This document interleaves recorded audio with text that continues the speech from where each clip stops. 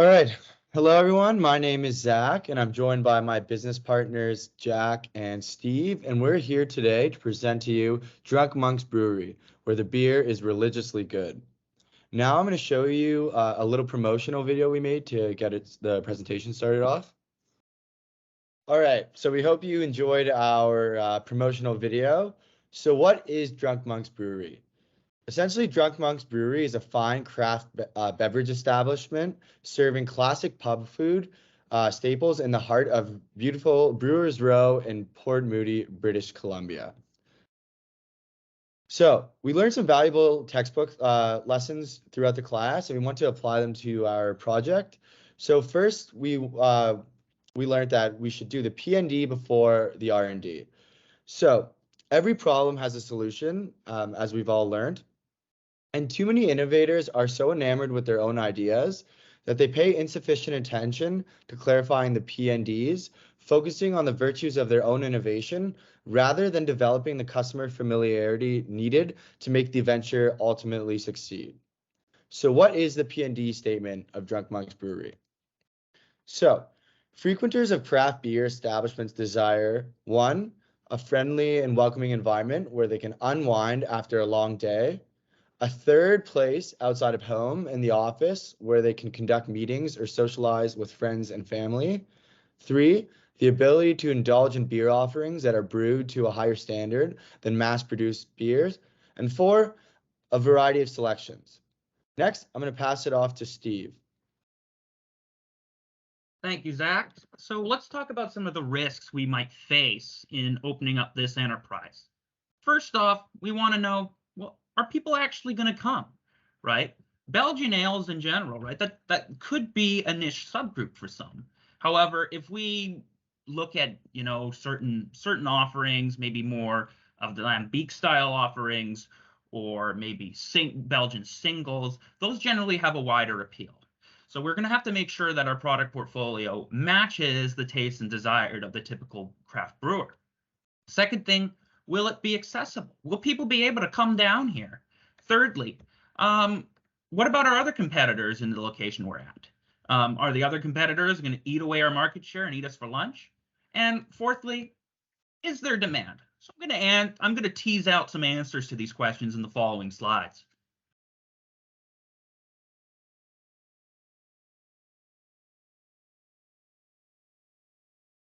Let's take a look at the area in which we want to establish this brewery. We're looking at the town of Port Moody.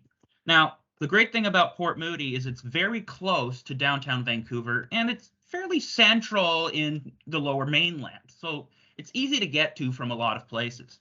There's easy accessibility with SkyTrain, as well as a West Coast Express, which takes you down from Port Moody to downtown or from downtown to Port Moody in about 20 minutes or so, give or take. It's a very fast-growing municipality, and as you can see, there's a lot of new developments that are up in the pictures here. It's changed rapidly in the past 10 to 20 years, and the reason is because a lot of people can't afford to live downtown anymore.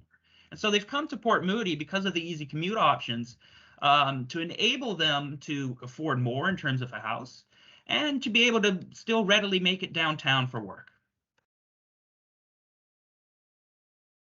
So let's talk about the specific location a little more. We want to put this brewery on Brewers Row. Brewers Row is a very popular destination for Metro Vancouver beer lovers. It is a zoo there on Fridays and Saturdays, Sundays, and on sunny days as well. It becomes a total zoo down there. Complete chaos sometimes. And because Port Moody is growing and urbanizing more, there's a lot of new developments being built fairly close to Brewers Row. And we expect with the easy transit access, as well as these new developments, that we're continually going to see excess demand currently in the given market there. And as an anecdote, as a frequenter myself of several of these establishments, I particularly like Moody Ales Vienna Lager. It is to die for. As a frequenter myself, it gets really, really busy all year round. Believe me. You can go Friday night, try to get into one of these places. You're going to be waiting in the lineup most of the time, even if it's raining outside. So these places do really good business. They do high volumes of business. And when the weather gets better, They are jammed to capacity every day. So we think there's clearly a case here of excess demand, and we want to step in and try to take a chunk of the share out, market share out for ourselves. So let's look at the decision criteria for most typical customers of a craft brewery. So first thing, obviously, craft beer connoisseurs such as myself look for flavor and quality in beers. We want some variety that changes with the seasons. We don't want to have to go to the brewery and order the same beer all the time. We want new specials, limited collab brews. All those kinds of things are very interesting to us. So we seek novelty. Other thing we would want is consistent quality, right? It's the worst thing that can happen is when you have a beer there one time, you come back, you have it again, and it tastes nothing like what you had the first time. That tells me something's wrong, the batch hasn't been brewed properly. That's a big, major disappointment for any seasoned craft beer drinker. And finally, we want an environment that's welcoming and comfortable, a place we can sit back, after a long day and relax and, chat with our buddies, shoot the shit, so to speak. And, so we need to have the correct seating and the correct environment to enable that to happen. So there needs to be a sort of hospitable environment in and around the consumer area of the business where individuals are going to sit down and enjoy our offerings.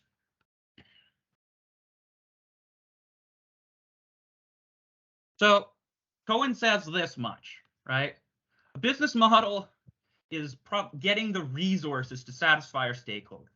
So obviously we need to obtain some resources because the startup costs for a microbrewery are not tiny. And in order to sort of get these resources, we need to take into account the needs and the wants of stakeholders. And we need to make sure our solution is going to satisfy those stakeholders. So let's consider some key stakeholders here. I think the first stakeholder group we need to consider is employees, especially in today's labor market where there's a massive labor shortage, right? Employees have choice. And I think employees in general, this is pretty universal, they want to work in an environment that's respectful, right? Where people are respectful of them, where people aren't micromanaging them, where they're treated well, and that they have some support in case, things aren't going well, something like that they can go to, maybe figure something out. So the right amount of guidance, but not too much micromanaging, and just respect for employees in general. Secondly, investors. Investors are going to want a return on the capital that they deploy, as well as a credible plan to get towards profitability. So we need to have a solid business model, as well as some financial projections in place to justify going into business and opening up this brewery. And finally, we need to consider the people who are actually going to generate the revenue for us, the patrons and the customers. Patrons want a safe and clean establishment where they can unwind at the end of the day. They don't want to go to some place where there's bar fights or maybe miscreants and malcontents fighting outside or, in general. They want to make sure they want to be safe. They want to be safe. They want a clean environment, and they want to be able to relax and enjoy at the end of the day. So we need to create that sort of atmosphere as well as ensure that there's no hooligans or whatever in our bar or outside and around the environment that might dissuade people from coming. So let's talk about business model here. So our business model essentially is we're going to sell handcrafted beverages, B2B and B2C. So through B2B, right, we're going to sell to BC Liquor because they essentially have a monopoly on liquor store distribution in British Columbia. Why we'd want to sell through BC Liquor is because BC Liquor can get us into places and get us exposure that we otherwise wouldn't have, right? We're based in Port Moody, but if we can have a BC Liquor outlet in downtown Vancouver carrying our beers, and people downtown like those beers, hey, they might come out to Port Moody to try more of our offerings. So we obviously want to be able to distribute it to a wide number of people so we can start to build some awareness of our brand. And I think partnering with BC Liquor will help us to do that. Second thing we're going to be doing too is we're going to have a little to-go section in our brewery, in our brew pub brewery area, where people can come in, they can pick up a 6-pack or a variety packs in general and, buy them to go. So they don't actually have to come in to have a drink. They can go take the drink and bring it home.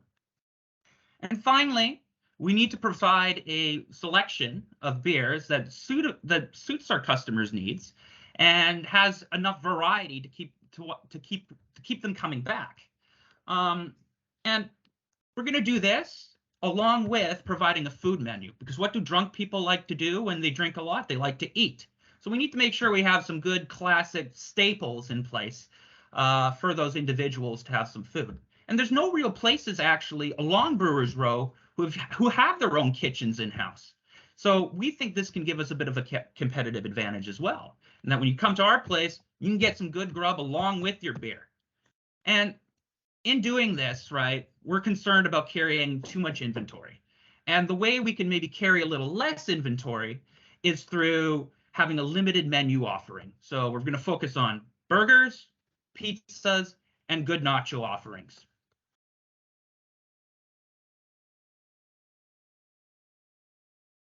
All right, so I'm going to chime in here and I'm going to focus on some of the main components of our offering. As Steve mentioned, it's all about having a really simple business model, doing what we do and doing it well. So for example, if we're looking at our menu here, obviously we have our pub classic meal offerings. We have, the Fryer Burger, we have pizza from the Abbey, and our always delectable Holy Nachos. And then as far as actual beer offerings, we are sticking to the basics. We have some lagers, we have some good Helles, Pilsner, seasonal Bock, and of course we have our Belgian Abbey double IPA, which we've coined as the Monastery IPA. So again, it's all about keeping it simple and doing what we do well. Now I'm going to walk you through the website we've created. I'm going to run through a little bit just of the homepage here. And then we'll go through our story as well as the menu. So obviously, as we're saying, like Drunk Monks Brewery is a fine craft beverage establishment serving a lot of quality beers. At the bottom here, you can see a little bit of the pictures from some of our offerings.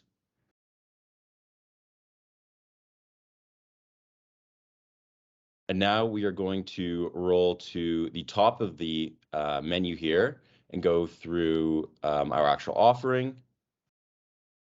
If we keep scrolling down, you'll see we've got our notable Dali Lager, our Saxony Helles, Prussian Pilsner, Vienna Lager, Seasonal Bock, and of course the Monastery IPA and Celtic Stout. Next, we're going to jump into the reservation section where you can go here. We're open from 11 a.m. to 11 p.m. daily, or you can book online.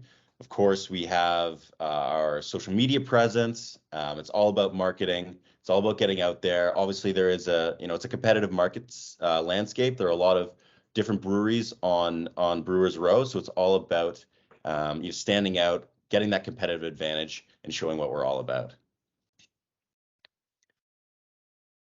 So that concludes our presentation. I hope you enjoyed it, and I hope you are inclined to come visit Drunk Monks Brewery in the future. Thank you.